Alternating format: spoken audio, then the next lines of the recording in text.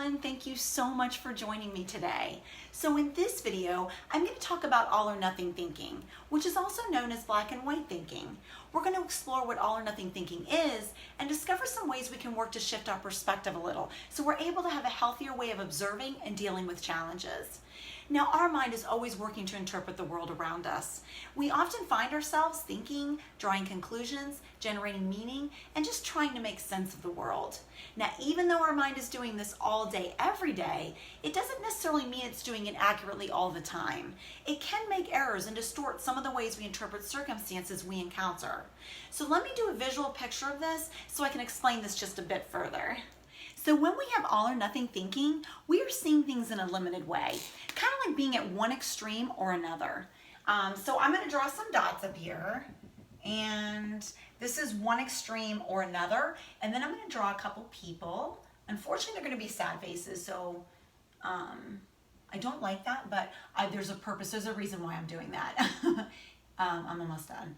Okay, so we're going to put two sad faces because it's one extreme or another, and then there's a middle gray area, and we're going to go over that later, but we're going to put a smiley face here because this is kind of where we want to be.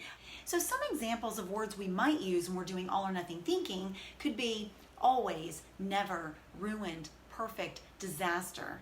Now, just to go a little bit further, some of the thoughts we could have about ourselves or our circumstances could be, I'm either successful or I'm worthless. My life is wonderful or it's terrible. Something is right or it's wrong. This always happens to me or it never happens for me. Now, this kind of thinking means we're only allowing for two options. Things either have to be one way or another, and we don't allow for a gray area in between. So I'm going to write this on here so we can have a kind of a visual. I'm a visual person, so I like that. So, so for example, I had a client tell me that because they were sick one day and had to take a day off of work, that they were a terrible employee. Now, this is a common feeling that many people share, as we tend to work so hard at being perfect and making sure that everything runs smoothly. And if things don't line up, we often feel as if the whole plan just fell apart. Now, this way of thinking can create extreme and impossible expectations. And because of this, our thoughts can become more negative. We can begin viewing ourselves and our experiences in an unhealthy way, which can lead us to low motivation, sinking self-esteem, anxiety, or depression. We can become so wrapped up in being perfect that we leave no room for error or seeing the growth that can come from our experiences. So how can we get ourselves to travel more to this gray area when we are looking at our lives and circumstances around us? Well, all we really need to do is teach ourselves a different way to decipher situations. We can become more emotionally healthy by just shifting our mindset and challenging those all or nothing thoughts. Now let's look at 3 strategies we can begin using today. So the first strategy is noticing our unhelpful patterns. Each time we have an all or nothing thought that comes up, let's take some time to write down that thought. You will know that you are engaging in an all or nothing thought if you use words like always, never, impossible, terrible, I will always be in pain, or I'll never get another job. Now, I really encourage journaling, as the act of writing promotes a deeper examination of the statements, and it really helps us to see how many times a day we are actually having those type of thoughts.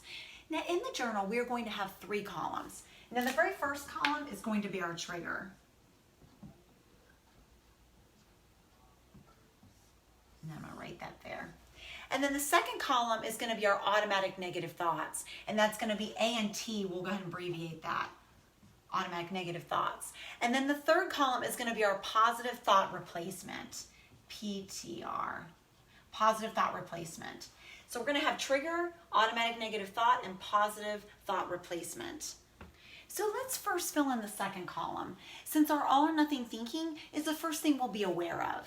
Let's see, for this we can fill in an example. How about, my thought was, I'm probably going to be fired. I always mess up. I am not good at this job.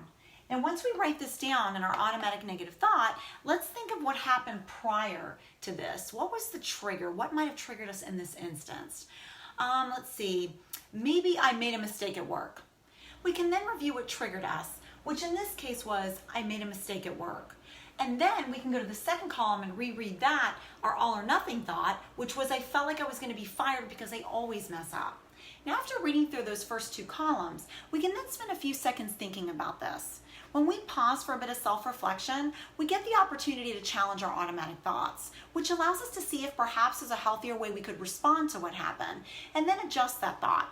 So being that said, let's look at the third column. What could we write in this spot that would be a good positive thought replacement?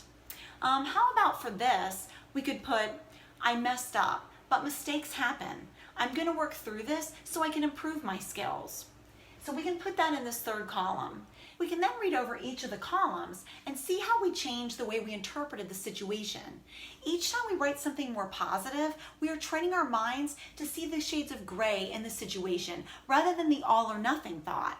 We can then look at our journals, say a week from now, and see if there's a pattern. When we are able to look back at what we wrote and we're not in the moment, it helps us to examine things a bit more objectively. Now, the trigger column is very important to look at, as we might start to see some of our thoughts seem to happen when we're around certain people or maybe a specific situation. By evaluating this, perhaps we can begin to work on our relationships we have with either that person or event that continues to trigger us. So the second strategy is making sure we have good questions we ask ourselves when we find that we are consistently having the all or nothing thoughts. Asking the right questions to ourselves makes a big difference in the type of answers we will find. We want to steer away from questions that either lead us nowhere or bring us down the road to negativity. For example, some unhelpful questions would be, when will I do better again? Why is life so unfair? There is honestly no answer to those questions, and asking these things will only send us down a road of anxiety and depression. So let's leave those type of questions out of our dialogue and instead use these helpful questions. Is there another way to look at this situation? Is that thought based on fact? Does this thought help me achieve my goals? Does this thought help me to feel the way I want to feel? What can I learn from this situation? Now, the third strategy is having self-compassion. Basically, this simply means being nice to ourselves. How we treat ourselves is one of the few things we actually can control in our lives. When we have all or nothing thoughts about our performance or how we handle things, it's like we're treating ourselves like we're a failure and saying, it's all or nothing, that's what I require of myself. For example, if we're not feeling well either mentally or physically to perform all the tasks we'd hoped to accomplish, and our self-talk becomes negative and toxic, it's important to remember that nothing positive comes from treating ourselves this way. If we didn't get everything done, we could say, I'd hoped to do more today, but I was in too much pain. This is not my fault. I'll do the other items when I feel better. Or, I may not have done a couple of things on this list, but given how much pain I'm in, I actually accomplished quite a few things. It's seeing the things we have done and giving ourselves credit for those things, rather than looking for what we didn't do or how we didn't perform perfectly. It's great that we want to do well in things we strive for. However, let's not be angry with ourselves when things might not work out the way we'd hoped they would. Why make ourselves feel worse when we have the ability to make ourselves feel better? Love and embrace who you are, and remember that you are doing the best that you can. So those are the 3 strategies we can begin implementing today. Now, I know sometimes things in life can be really challenging to deal with, but remember, you are resilient and you can make it through tough things. You've done it before and you'll definitely be able to do it again. Let's not miss out on the important things in life because we're spending so much time focusing on what could go wrong or dismissing the progress of what we've already made in our lives.